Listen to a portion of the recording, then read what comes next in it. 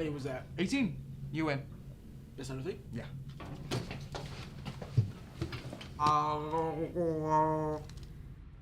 Welcome back to another episode of After the Storm. I'm Max. And I'm Angelica. In this episode, our theme is friendship. We'll be putting friendships on the line, exploring the bonds between us and our pets, and you'll hear an amusing story of friends trying something that went horribly wrong.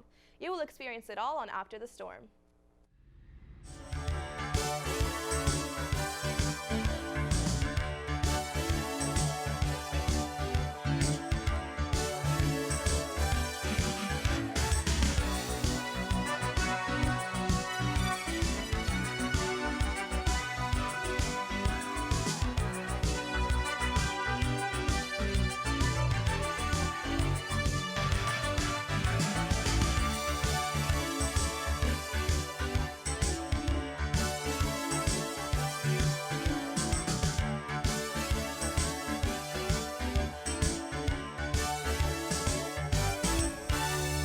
Welcome back.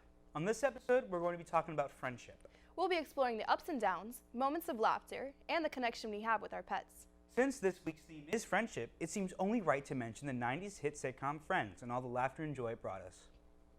Personally, I've barely even watched Friends, though even I heard the outrage about the hit show being taken off of Netflix as of January 2020.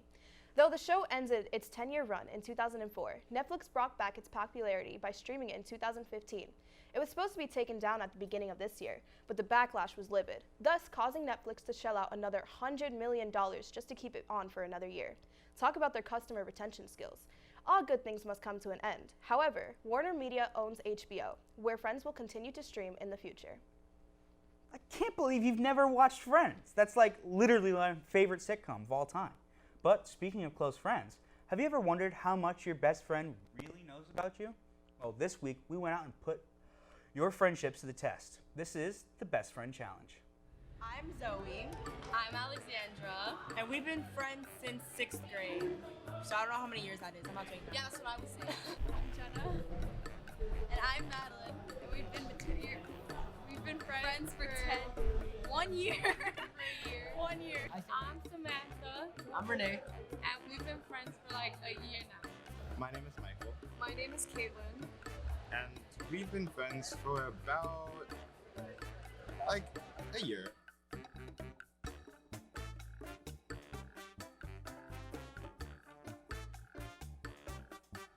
Okay, you can't read it, but it says, does weird thing with feet. I'm not My feet finish it. Oh my god. Climbing trees. I don't have anything. You started with B. What B what? I don't know.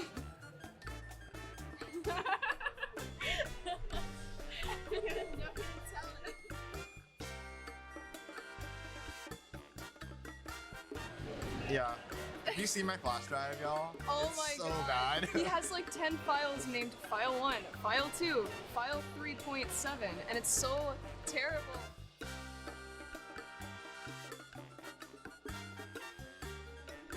I have all good qualities, so I should get rid of anything. Hey, what'd you click? Talking too much. Ah, that's crazy!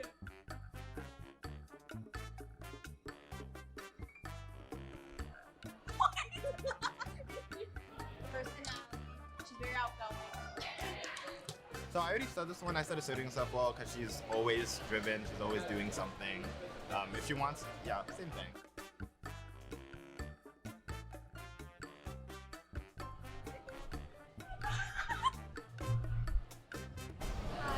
Oh, actually, no. No. She's right, though. She's right. She's so right. I don't even know myself well. Just hit him with the ooh-woo.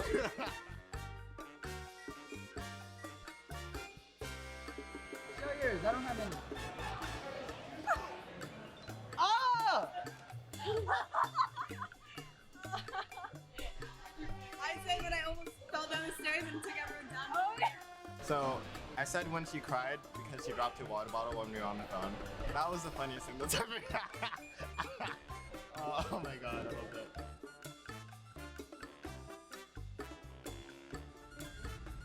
Every friendship has its little quirks.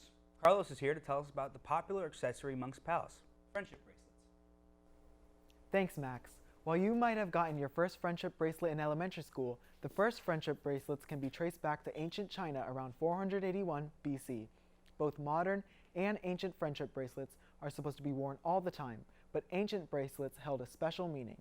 When you gave your friend a bracelet, you'd make a wish. Now, if your friend never took the bracelet off and eventually let it break off on its own, your wish would come true. Friendship bracelets didn't see a resurgence in popularity until the 80s, when they were used mainly for political and religious statements. Soon after, they were marketed for kids, and friendship bracelet making kits were all the rage. Anyone remember Rainbow Loom from middle school? Friendship bracelets are fun and memorable ways to tell someone you appreciate them. Why not bring them back with your friends? I tried to make one for you, Max, but it didn't turn out so well. Looks like the dog got it. Speaking of which, we all know the connections that we have extend beyond just human friendships. Our pets mean just as much to us as their human counterparts. After all, they call dogs man's best friend for a reason. Let's just see how much our producer Jada loves her dog.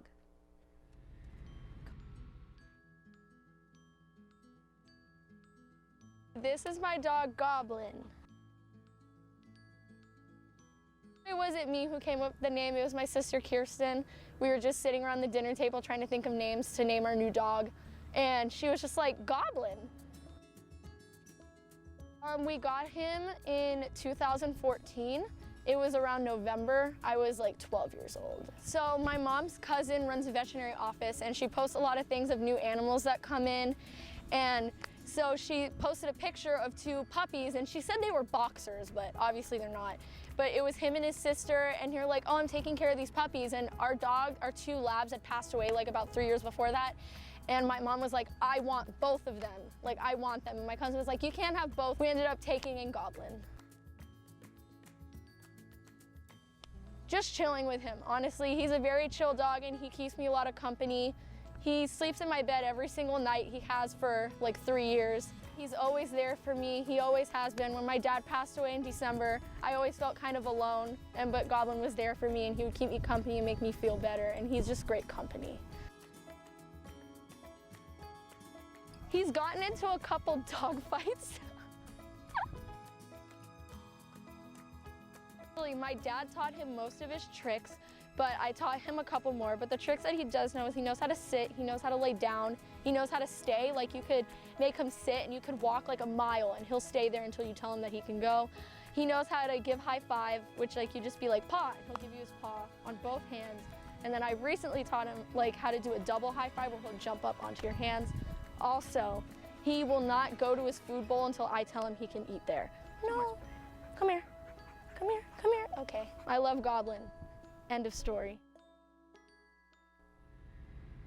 That was so touching. It really shows the heartwarming bond between a girl and her dog, something a lot of us can relate to. Speak for yourself. You don't like dogs? More of a manatee kind of guy. To each their own. Anyways, speaking of relatability, we all have those moments with our friends where we think something's going to be a great idea, but it doesn't turn out like we anticipated. Here's Kaya with a story time about spicy chicken and milk hugging. Last year, I participated in Skills USA. Throughout my journey, I became closer and closer to my fellow members. We spent a lot of time together. So by the time we got to Nationals in Louisville, Kentucky, we never did anything alone. We helped one another live out our dreams as a famous rapper. My life is a movie. We regrettably ate giant sticks of salami together. It tastes like spicy mayonnaise. It's disgusting. We visited some of Louisville's landmarks together. What would you rate the museum? 2 out of 7. Okay, goodbye. And just had an all-around great time. But hands down, my favorite experience with them is the day we all ate the Gonzo chicken. Please, let me explain. In Kentucky, there's this restaurant called Royal's Hot Chicken that my teacher Doster took us to. Prior to the trip, Doster frequently mentioned Royal's and its renowned heat because he's the devil. He is a devil. He is a devil. He was trying to bait someone, and finally, he got one of us on the hook. Gio Poor, sweet, and stupid Gio. His first red flag should have been having to pay an extra $1 just to have his food that spicy. The nail in the coffin was probably the complimentary milk that arrived with his food. I wasn't there personally, but here's what I think it sounded like, based on the stories. This is good. This is really good. Gio, are you good? Gio, you okay?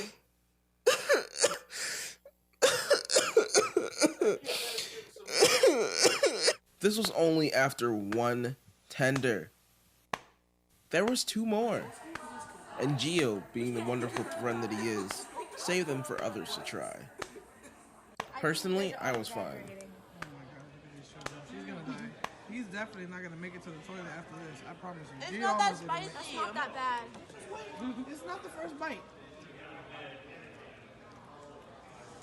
Hey. Good chicken, not gonna lie. That is spicy. I was as cool as a cucumber. I just wanted something to wash the chicken down with. The girls, on the other hand, they were not fine. Truly, these speak for themselves. Moral of the story is, Doster is evil, Gio is dumb, and there is no spice in the world that can phase Lil Kallax. We hope you all enjoyed this friendship edition of After the Storm. If you want to see more McFatter TV content, you can follow us on Twitter and Instagram at McFatter TV Pro. And check out our new YouTube channel, McFatter TV. Signing off, I'm Max. And I'm Angelica. Thanks for watching.